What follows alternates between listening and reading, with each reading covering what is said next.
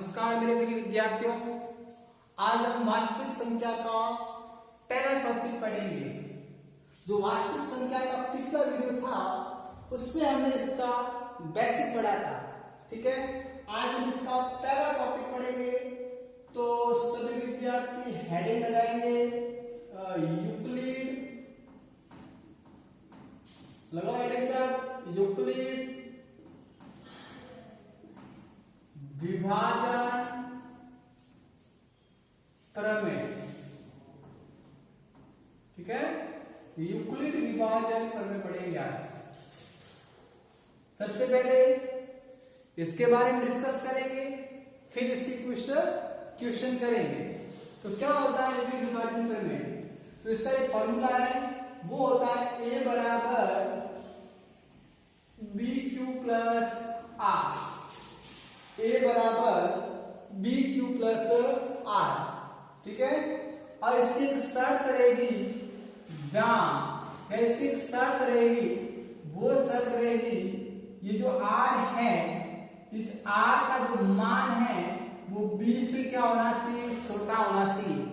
R का मान B से क्या होना चाहिए, छोटा होना चाहिए। तथा साथ में इस R का मान 0 से क्या होना चाहिए, बड़ा। ये जो R है ना, इस R का मान 0 से होना चाहिए बड़ा और 0 के बराबर भी हो सकता है। अब बात आती है कि A B Q R है क्या, समझना अच्छे से। ये जो आपका A है, जहां ये जो A है, इसे हम बोलेंगे भाज्य। क्या बोलेंगे, भाज्य। ये जो आपका B है, इसको हम बोलेंगे भाजक। क्या बोलेंगे, भाजक। और जो Q है, इस Q को बोलेंगे भागफल। क्या बोलेंगे, भागफल। और जो R है, इस R को बोलेंगे शेषफल। क्या बोलेंगे, शेषफल। यह है आपकी यूक्लिड विभाजन प्रमेय। A बराबर BQ प्लस R, जहां A भाज्य है। इसको आप इस प्रकार भी लिख सकते हो, याद करके इस प्रकार भी लिख सकते हो, भाज्य बराबर भाजक इंटू भागफल प्लस शेषफल। ठीक है ना। आप A बराबर BQ प्लस R लिखो, या फिर आपको भाज्य बराबर भाजक इंटू भागफल प्लस शेषफल। अब इसकी एक शर्त रहेगी, वो शर्त क्या है, वो देखो। ये जो R मतलब शेषफल, जो शेषफल है, इस शेषफल का मान B मतलब भाजक। जो शेषफल है, इस शेषफल हमेशा भाजक से क्या होना चाहिए, कम होना चाहिए। तो कम का निशान है शेषफल की ओर, इसका मतलब शेषफल है वो भाजक से क्या होना चाहिए, कम होना चाहिए। पता है हमने किसी पढ़ा था वैदिक गणित के अंदर। इसको देखिए किस प्रकार लिखेंगे, भाज्य A है, A को अंदर, भाजक B है, भाजक B को यहां पर, भागफल Q है, भागफल Q को यहां पर, और शेषफल कहां लिखोगे, यहां पर R। ठीक है, ये जो R है वो B से क्या होना चाहिए, छोटा होना चाहिए। अर्थात शेषफल भाजक से कम होना चाहिए। साथ में ये R 0 हो सकता है, R 0 हो सकता है, परंतु शेषफल हमेशा इस 0 से कम नहीं होगा, अर्थात नेगेटिव नहीं होगा। ठीक है ना, माइनस नहीं होगा। ठीक है, देखो 0 के बराबर हो सकता है, परंतु 0 से कम नहीं होगा। कौन, शेषफल। तो जैसे आप आपके एग्जाम में अगर आप इससे संबंधित क्वेश्चन पूछ ले, तो आपको इस प्रमेय के साथ साथ ये शर्त भी लिखनी जरूरी है। ठीक है ना, गुड। तो कोई प्रॉब्लम इसमें बताएं, यूक्लिड विभाजन प्रमेय में कोई प्रॉब्लम, उतारो इसको एक बार।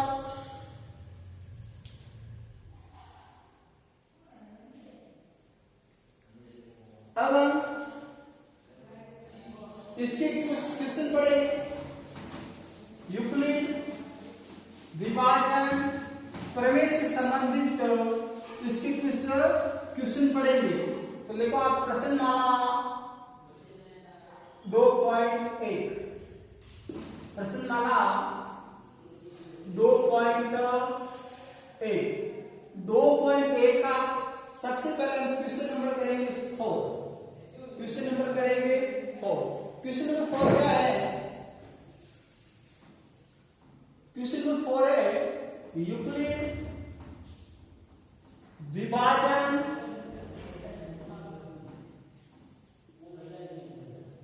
प्रमेय से महत्तम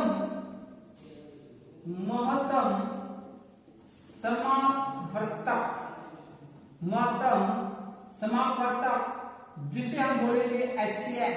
क्या बोलेंगे? HCF मतलब मसा। ठीक है, आपको यूक्लिड विभाजन प्रमेय से HCF ज्ञात करना है। HCF ज्ञात कीजिए। ठीक है, आपको क्या करना है? यूक्लिड विभाजन प्रमेय से महत्तम समापवर्तक HCF ज्ञात करना है। क्या ज्ञात करना है? HCF ज्ञात करना है। ठीक है, तो इसका हम सबसे पहले क्वेश्चन नंबर पढ़ेंगे फर्स्ट। पहला क्वेश्चन समझना अच्छे से। इसका हम सौते का पहला क्वेश्चन पढ़ेंगे 210 कॉमा 55। ये 210 कॉमा 55। ठीक है, ये आपको क्वेश्चन दिया हुआ है, ध्यान रखना। आपके 2.1 का चौथा क्वेश्चन है। 2.1 का चौथा क्वेश्चन यूक्लिड विभाजन प्रमेय से HCF ज्ञात करना है, जिसमें चौथे का पहला क्वेश्चन पढ़ेंगे। ठीक है, अब इस क्वेश्चन को अच्छे से समझना है। अगर ये एक क्वेश्चन अगर आपको समझ में आ गया, इसका मतलब चौथे के जितने भी क्वेश्चन है वो आप आराम से कर सकते हो। ठीक है, उसको आप आराम से कर सकते हो। देखना अच्छे से एक बार। हल किसके द्वारा करना है? यूक्लिड विभाजन प्रमेय से करना है। तो लगा देंगे सुंकी करके, सुंकी यूक्लिड विभाजन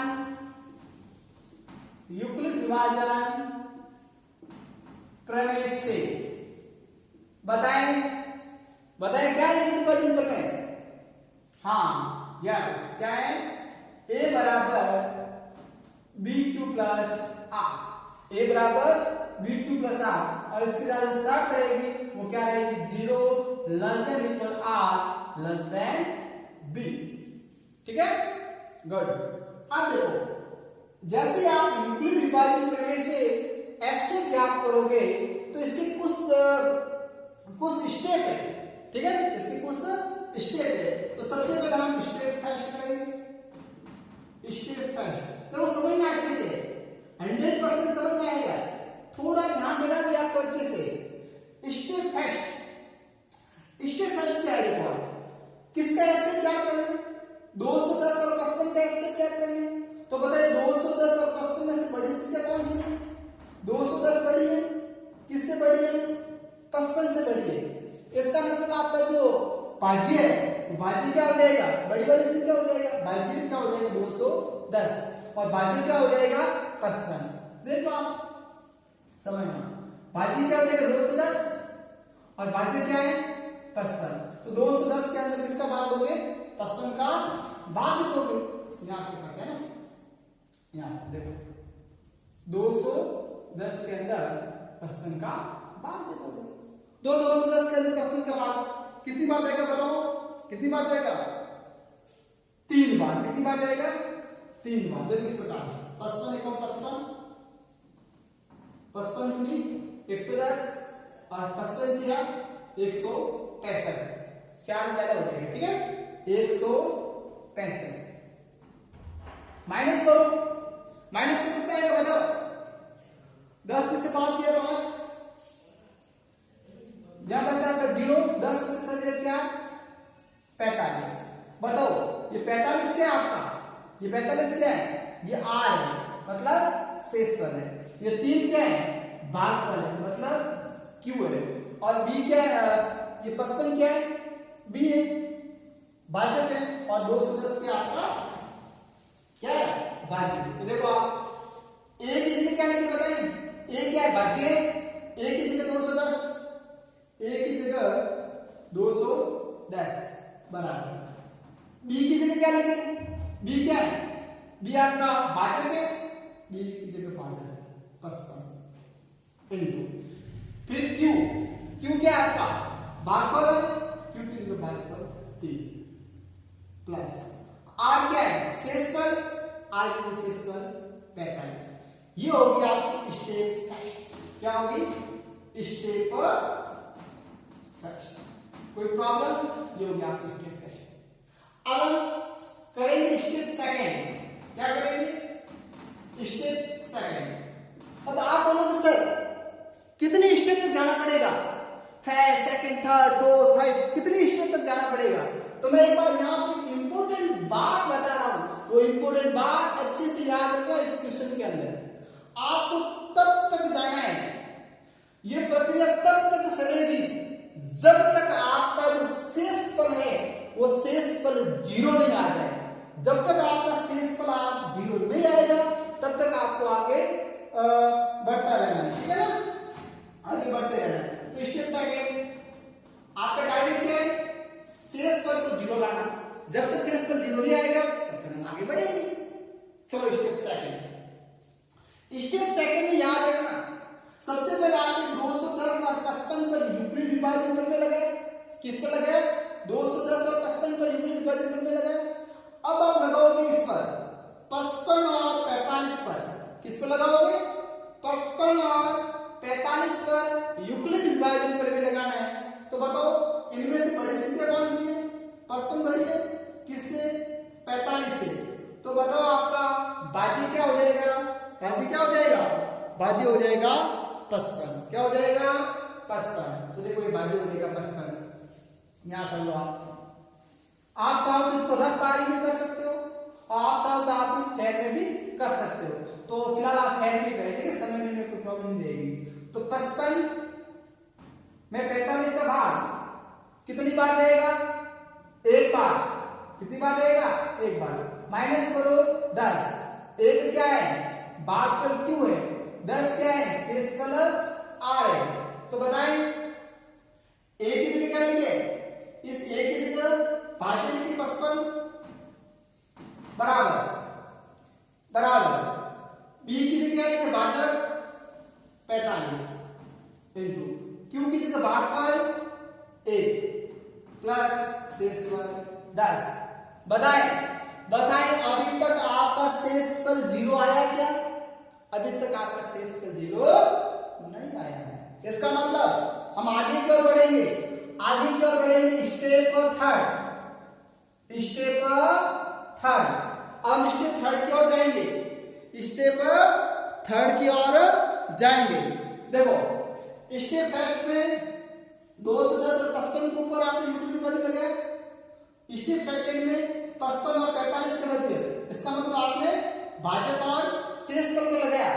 अब यहां पर इसका 45 और 10 पर लगाएंगे, किस पर लगाएंगे 45 और 10 पर, ठीक है, ये निशान लगाने की जरूरत नहीं, आपको समझाने के लिए लगाया, ठीक है, एक क्वेश्चन में आप साथ लगा सकते हैं, बार बार लगाने की जरूरत नहीं है। 45 और 10 पर लगाओगे, ठीक है। तो बताओ 45 किससे बड़ा है, 10 से बड़ा है, इसका मतलब 45 क्या हो जाएगा आपका भाज्य, 10 क्या हो जाएगा भाजक, कितनी बार जाएगा 4 बार भाग है, कितनी बार जाएगा 4, 10 और 40, 45 से 40 5, इसका मतलब श्याम क्या आपका श्याम हो जाएगा आपका क्यू, मतलब भागफल, और 5 का हो जाएगा आपका शेषफल, 5 क्या हो जाएगा आपका शेषफल, ठीक है। अब इसको लिख दो, मतलब एक दिन क्या लिखे यूक्लिड विभाजन, एक दिन क्या लिखे 45 बराबर बी की जगह 10, क्यू की जगह 7, आर की जगह 5। ओ यार स्टेप थर्ड के अंदर भी आपका शेषफल 0 नहीं है, स्टेप थर्ड के अंदर भी आपका शेषफल 0 नहीं आया। इसका मतलब आप क्या करोगे आगे की ओर बढ़ोगे, स्टेप 4। अब स्टेप 4 पर कार्य करेंगे, समझना अच्छे से। स्टेप 4 में जो यूक्लिड विभाजन है वो किस पर लगेगी 10 और 5 पर। अब आप 10 के अंदर 5 का भाग दो, 10 5 से बड़ा है तो 10 के अंदर 5 से भाग दो, 5 दूनी 10 और 10 से 10 गया 0। 2 क्या आपका भागफल, आर क्या आपका शेषफल। देखो यहाँ पर, देखो यहाँ पर शेषफल क्या आ रहा है, 0 आ रहा है। इसका मतलब आपका जो प्रक्रिया है वो समाप्त। इसका मतलब स्टेप 4 तक की इस क्वेश्चन को करना है, आगे बिल्कुल नहीं बढ़ना है। ठीक है, समझा रहे हैं। देखो 10 से 5 कटा 2 बार, 5 में 10, 10 से 0, तो जो 0 है वो आपका क्या है शेषफल। लिख दो, a की जगह क्या लिखे 10 बराबर b की जगह क्या लिखे बताएं, b की जगह क्या लिखे, b की जगह 5, q की जगह 2 और शेषफल 0। इसका मतलब आपका शेषफल 0 आ गया है। जैसे इस क्वेश्चन में जैसे आप यूक्लिड विभाजन प्रमेय से HCF निकालो और वहां पर आपका जैसे आप स्टेप पर step first, step second, step third और वहां पर आपका शेषफल 0 आए, वहां पर आपको क्या करना है, रुकना है। अब वहां पर स्टॉप हो जाओ। बताओ शेषफल 0 कौन सी प्रक्रिया में है, बताओ कौन सी प्रक्रिया में है, चौथी स्टेप में है। इसका मतलब यहां पर आप रुक जाओगे और यहां लिखोगे, क्या लिखोगे, यहां शेषफल 0 प्राप्त, शेषफल r बराबर 0 प्राप्त हुआ, r बराबर 0 प्राप्त हुआ तथा या शरण या स्टेप है ना, स्टेप में भाजक, स्टेप में भाजक क्या है 5 है, स्टेप में भाजक क्या है 5 है। ठीक है ना, स्टेप में भाजक 5 है, भाजक b बराबर 5 है। अतः 210 व 55 का जो HCF है वो क्या हो जाएगा 5। अब इसको अच्छे से समझना एक बार, यहां पर अच्छे से समझना एक बार। जैसे ही आपका शेषफल 0 आ जाए, जैसे ही आपका स्टेप 4 में या किसी भी स्टेप में अगर आपका शेषफल 0 आ जाए, वहां आप रुक जाओ और वहां रुककर किसको पकड़ना है, किसको पकड़ना है बताओ, किसको पकड़ना है, डायरेक्ट भाजक को पकड़ना है। किसको पकड़ना है, भाजक को। जैसे आपका शेषफल 0 आ जाए, किसको पकड़ना है, भाजक को पकड़ना है। पकड़ लो भाजक को।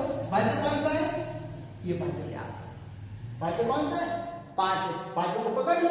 मतलब भाजक कितना है 5 है। जो भाजक है वही आपका क्या हो जाएगा, HCF हो जाएगा, अर्थात महत्तम समापवर्तक, इसे हम बोलते हैं मसा। अर्थात 210 और 55 का जो HCF है, जो मसफ है, वो क्या हो जाएगा आपका 5 हो जाएगा। ठीक है, ये हो गया आपका आंसर। देखो एक बार अच्छे से समझ लेना, एक दो बार वीडियो देखना, 100% आपको समझ में आ जाएगा। आज के लिए इतना ही, थैंक यू।